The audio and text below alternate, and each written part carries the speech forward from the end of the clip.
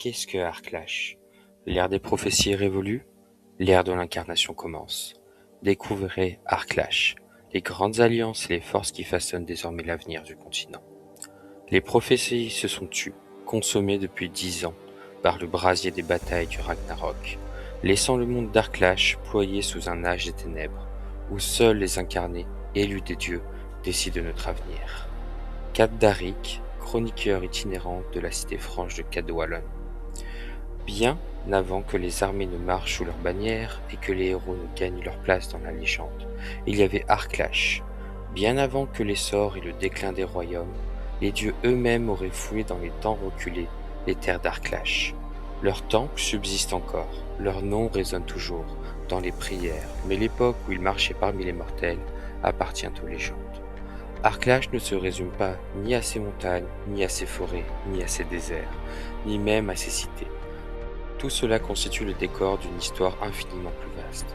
Arclash est avant tout un monde peuplé de croyances et d'ambitions. Un monde où chaque royaume, chaque culture, chaque nation porte sa propre vision du futur.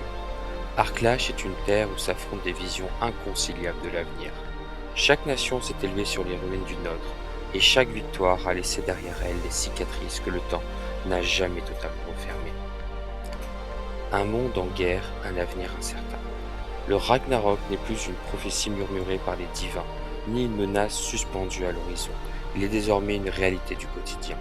Annoncé comme l'affrontement ultime entre les grandes puissances du continent, il bouleverse désormais Arclash plus profondément qu'aucun roi, prophète ou conquérant n'aurait pu l'imaginer. Des certitudes millénaires se sont effondrées, des nations ont été transformées, d'anciennes puissances ont disparu, tandis que d'autres surgissent des cendres de la guerre. Les héros victorieux entrent dans la légende, tandis que les vaincus sombrent dans l'oubli. Le continent qui s'éteint aujourd'hui sous nos yeux n'est plus celui qui avançait jadis vers cet âge fatidique. Les frontières changent en permanence, les anciennes alliances sont éprouvées, des peuples entiers ont été façonnés par les choix qu'ils ont faits et les batailles qu'ils ont menées. L'histoire s'écrit chaque jour. Malgré les ruines, malgré les pertes, malgré les cicatrices laissées par cet âge de bouleversement, les peuples d'Arclash continuent d'espérer et de lutter et de bâtir le monde selon leurs convictions. Les grandes alliances. Les peuples du monde n'ont jamais partagé la même vision. Au fil des siècles, guerres, découvertes, alliances et trahisons ont rapproché ceux qui partageaient les mêmes idéaux, éloigné ceux que tout opposait. Peu à peu, ces affinités ont donné naissance aux grandes alliances d'Arclash. Plus que de simples coalitions militaires, elles incarnent des philosophies. Elles apparaissent comme des réponses différentes à une même question. Quel monde veut-on façonner sur Arclash? Les voies de la lumière. Les nations des voies de la lumière sont convaincus que la civilisation mérite d'être défendue. Si les peuples divergent sur de nombreux sujets tels que la politique, la foi, les traditions, ils partagent néanmoins une certitude commune. L'ordre doit triompher, et l'avenir doit se construire sur la connaissance, la justice, l'honneur et le devoir. Les méandres des ténèbres. Là où d'autres voient des limites, les puissances des ténèbres voient des possibilités. Les nécromanciens d'Acheron, les alchimistes de Dyrse et leurs alliés refusent l'idée que le monde doit rester figé dans son état actuel. Certains convoitent la domination, d'autres poursuivent des savoirs interdits. Beaucoup considèrent que les grandes nations ont échoué et méritent d'être remplacées.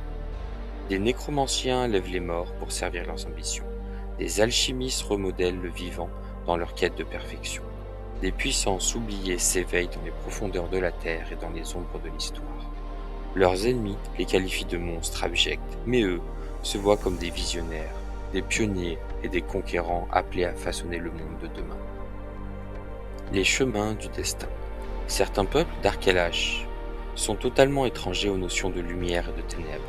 Nombreux sont ceux qui suivant leur propre voie, dictée par celle de leurs ancêtres. Les Wolfen, les orques, les gobelins et bien d'autres encore marchent selon des traditions et des loyautés plus anciennes que n'importe quelle alliance. Certains combattent pour leur liberté, d'autres pour leur survie, d'autres encore pour préserver ce qui leur est cher et reconquérir ce qui leur a été arraché. Ce qui les rassemble n'est pas une bannière commune, mais une même volonté, celle de rester maître de leur destin. Cadwallon, la cité libre. Et puis, il y a Cadwallon. Ni royaume, ni alliance. La Cité Libre occupe une place à part entière dans l'histoire d'Arklash. Édifiée par des aventuriers sur les vestiges d'une cité oubliée, gouvernée par de puissantes guildes et enrichie par des marchands venus des quatre horizons, elle est devenue au fil des siècles un carrefour où se croisent les cultures, les ambitions et les secrets. Convoitée par les rois, enrichie par le commerce et façonnée par des générations d'aventuriers, elle demeure l'un des lieux les plus fascinants du continent. À Cadwallon, la fortune se gagne aussi vite qu'elle se perd. Les alliances changent au gré des intérêts et les plus grands secrets dorment sous les pavés. Chaque peuple est le héros de sa propre histoire. C'est peut-être là ce qui a toujours rendu Arklash si particulier. Chaque peuple raconte sa propre histoire. Chaque nation honore ses propres héros. Chaque culture célèbre ses victoires, pleure ses tragédies et défend sa vision du monde. Les lions sont convaincus de protéger la civilisation. Les Wolfen se battent pour préserver leur liberté. Les alchimistes de Diers poursuivent la perfection. Les griffons défendent leur foi. Même les serviteurs des ténèbres sont persuadés que l'histoire finira par leur donner raison. Aucune faction ne se considère comme le grand méchant du récit, et chaque guerre change de visage selon celui qui le raconte. Ceux qui marquent l'histoire. Dans les semaines à venir, nous poursuivrons notre voyage à travers Arklash afin de découvrir les peuples, les puissances et les conflits qui façonnent cette nouvelle ère. Mais les nations et les alliances ne sont qu'une partie de l'histoire.